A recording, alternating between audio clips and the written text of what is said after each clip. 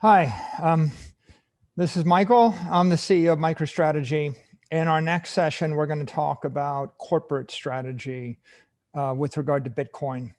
And I'm really excited about this session. There's a lot of topics I wanted to cover, and I think they dovetail really nicely with what Ross covered in our macroeconomic review. Let's start with the big picture. There's a macroeconomic wind blowing. We're in an inflationary monetary environment, and we can expect that to continue. I think a reasonable business planner would think out at least 4 years, but I think we can see out about 8 to 10 years we're going to be in an inflationary environment. Ross laid out many of the reasons why. It's challenging for any central bank anywhere in the world to control the supply of money, and we're going to have expansionary fiat environment for a while, and credit is flowing freely. The interest rates are at an all-time low. There's no indication that interest rates are going up. So that creates an interesting dynamic. We have two interesting trends here. First of all, Bitcoin is digital gold.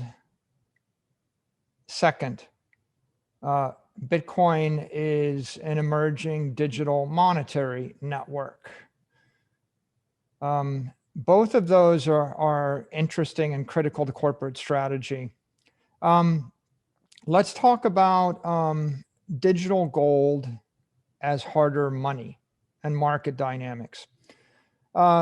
Basic principle of market dynamics is capital is going to flow from weaker assets to stronger assets until every asset is equally attractive on a risk-adjusted basis. If I have one asset that's yielding 10% return and the other is yielding 5% return, and the risk premiums are exactly the same, then and the risk is exactly the same, then people are going to sell the one asset to buy the other asset. And of course, the prices will adjust until the actual yields are the same. This works with any asset, although it's kind of hard to calculate the risks with equities and real estate and derivatives and bonds. On the other hand, currencies are a more pure asset.